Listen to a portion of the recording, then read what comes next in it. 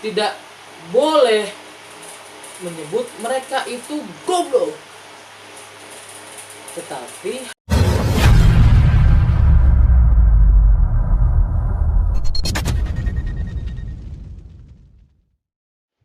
Assalamualaikum warahmatullahi wabarakatuh.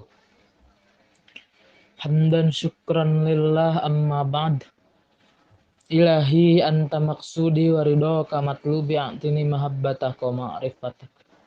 Kehadapan yang mulia silsilah Thariqah Qadiriyah Naqsyabandiyah, bil khusus Hadratus Syekh Pangarsah Abah Aos. Semoga kita semua dapat menjadi murid yang jadi terlimpah barokah karohmah serta ilmu dari beliau. Amin ya rabbal alamin. Pada kesempatan kali ini saya akan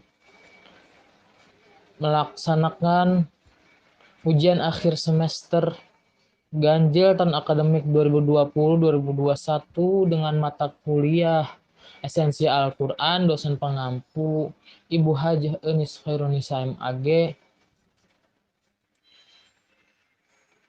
dengan materi-materi yang akan saya sampaikan. Ada 6 materi. Yang pertama tentang Al-Quran. Allah Subhanahu wa Ta'ala menurunkan Al-Quran pada malam Lailatul Qadar. Itu sesuai dengan firman-Nya dalam surat Al-Qadar. A'udzubillahi minasyaitonirrajim. Bismillahirrahmanirrahim. Inna anzalnahu fi lailatul qadar. Wa ma adraka ma lailatul qadar. Lailatul qadri khairum min alfi syahr. Tanazzalul malaikatu warruh fiha bi'izni rabbihim min kulli amrin salam. Salamun hatta matla'il fajr. Yang artinya inna anzalnahu fi lailatul qadar. Sesungguhnya telah kami turunkan Al-Qur'an pada malam Lailatul Qadar. Malam Lailatul Qadar ini disebut juga malam kemuliaan. Ama adraka ma Lailatul Qadar? Apakah engkau mengetahui apa itu malam Al-Qadar? Malam kemuliaan? Lailatul Qadri khairum min alfi syahr. Lailatul Qadar itu lebih baik daripada 1000 bulan. Tanazzalul malaikatu warruh fiha bi'izni rabbihim min kulli amrin salam. Pada malam itu malaikat dan malaikat Jibril turun atas perintah, atas izin Tuhannya untuk mengatur segala urusan. Salamun ya hatta matla'il fajr. Selamatlah malam itu sampai terbit fajar. Sahabat-sahabat, jika kita mencernanya, Allah Subhanahu wa Ta'ala itu menggunakan kata hu di dalam ayat ini untuk memberitahu bahwa hu ini adalah Al-Quran. Hu ini adalah intinya Al-Quran. Di dalam ajaran Thariqah Qadiriyah Naqsyabandiyah PPS Sirna Rasa dikatakan bahwa hu yang di sini itu adalah lebih baik daripada 1000 bulan. Maksudnya itu adalah kantong asma. Hu di sini adalah kantong asma yang menyimpan 4000 nama Allah. Lalu materi yang kedua yang akan saya sampaikan adalah tentang agama. Allah Subhanahu wa Ta'ala berfirman dalam surat Al-Kafirun. A'udzubillahi minasyaitonirrajim. Qul ya ayyuhal kafirun la a'budu ma ta'budun wa la antum a'biduna ma a'bud. Wa la ana a'budu ma abattum wa la antum a'biduna ma a'bud. Lakum dinukum waliyadin. Katakanlah Muhammad kepada orang kafir, aku tidak akan menyembah apa yang kamu sembah. Kalian bukan penyembah apa yang aku sembah. Aku tidak akan menyembah apa yang kamu sembah. Kalian tidak akan menyembah apa yang aku sembah. Agamamu untuk kamu, agamaku untuk aku. Maksudnya di sini sahabat-sahabat, bahwa kita itu diajarkan toleransi melalui ayat ini. Pada saat itu adalah diajari bahwa Kanjeng Nabi Muhammad harus toleransi. Begitupun orang-orang non-muslim harus toleransi. Ketika itu Kanjeng Nabi Muhammad disuruh untuk menyembah berhala 1 tahun.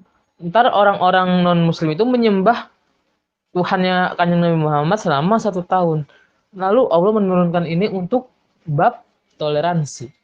Begitu sahabat-sahabat. Lalu pada materi berikutnya saya akan menyampaikan tentang manusia. Dalam surat An-Nas, A'udzubillahi minasyaitonirrajim, Bismillahirrahmanirrahim. Qul a'udzu birabbin nas, malikin nas, ilahin nas, min syarril waswasil khannas, alladzi yuwaswisu fi sudurin nas minal jinnati wan nas. Shadaqallahul azim.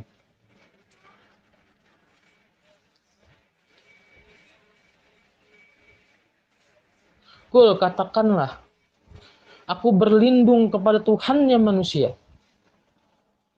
rajanya manusia, sembahan manusia, dari golongan setan yang terkutuk, yang membisikkan ke dalam hati manusia dari golongan jin dan manusia. Ada satu hal yang menarik di sini sahabat-sahabat, yaitu di dalam ayat pertama, aku berlindung dari Tuhannya manusia. Kenapa di sini tidak disebut Allah?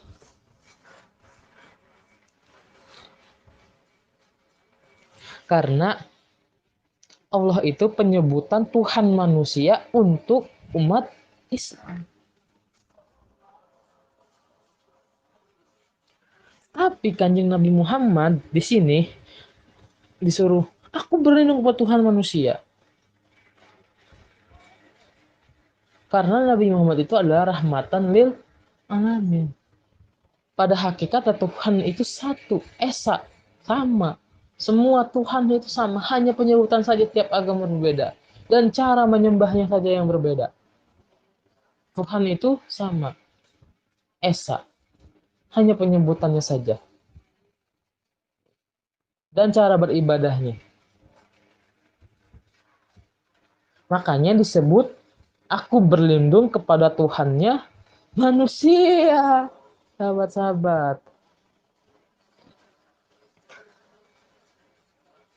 Lalu materi yang keempat, saya akan menyampaikan tentang ibadah. Allah berfirman dalam surat Az-Zariyat ayat 56, A'udzubillahi minasyaitonirrajim. Wa ma khalaqtul jinna wal insan illa liya'budun. Menyinggung dari ayat yang tadi, ada golongan jin dan manusia yang ada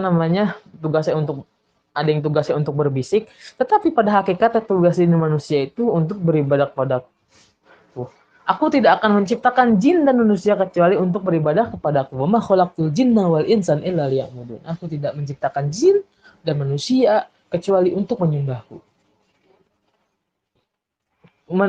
Kata di dalam kitab Miftahus Sudur dikatakan ayil ya'rifuni. Liya'budun ayil ya'rifuni. Maksud dari liya'budun itu liya'rifun, makrifat pada Allah. Jadi harus makrifat, harus mengenal Tuhannya. Tadi Tuhan, manusia lagi. Mengenal Tuhannya manusia. Gitu. Lalu pada berikutnya saya akan menyampaikan tentang ilmu pengetahuan.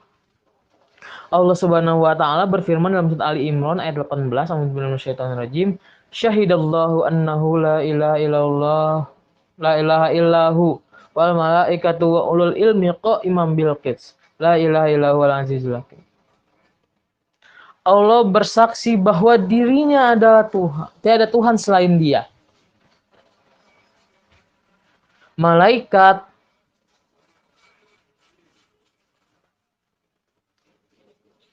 dan orang-orang yang berilmu akan berdiri untuk menegakkan keadilan. Allah azizul hakim. Ya. Maka di sini sangat unik sahabat-sahabat, karena ada disebut sebagai golongan orang yang berilmu itu akan menegakkan keadilan.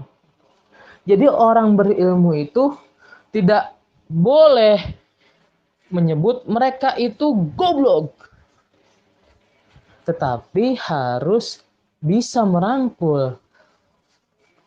Itulah orang yang berilmu. Itu keutamaan berilmu, harus bisa merangkul orang-orang yang lain, menegakkan keadilan, kebenaran. Lalu untuk yang selanjutnya saya akan menyampaikan tentang kehidupan dan kematian. Allah Subhanahu wa taala berfirman dalam surat Maryam ayat 15. Wassalamun alaihi yauma wulida wa yauma yamutu wa yauma yub'atsu hayya. Keselamatan untukmu di hari engkau dilahirkan, di hari engkau dimatikan, dan di hari engkau dilahirkan kembali. Itu ayat untuk Nabi Isa alaihi salam. Tetapi setelah Nabi Isa wafat, diangkat oleh Allah, maka ayat itu untuk kanjeng Nabi Muhammad SAW. Setelah kanjeng Nabi Muhammad wafat, maka ayat itu harus diikuti oleh umat-umatnya, supaya bisa mendapat ucapan dari Allah Subhanahu wa taala, salam alaik yauma wulida wa yauma yamutu wa yauma yub'ats, supaya mendapat salam dari Allah bahwa kamu itu selamat di hari engkau lahir, hari engkau mati, dan hari engkau dilahirkan kembali. Makanya perlulah kita wajib fardu ain syukur nikmat untuk merayakan yang namanya ulang tahun. Karena Allah sendiri yang merayakannya. Merayakan ulang tahun Nabi Isa. Setelahnya kepada kanjeng Nabi Muhammad. Lalu kita harus mengikutinya. Dan di hari engkau dimatikan.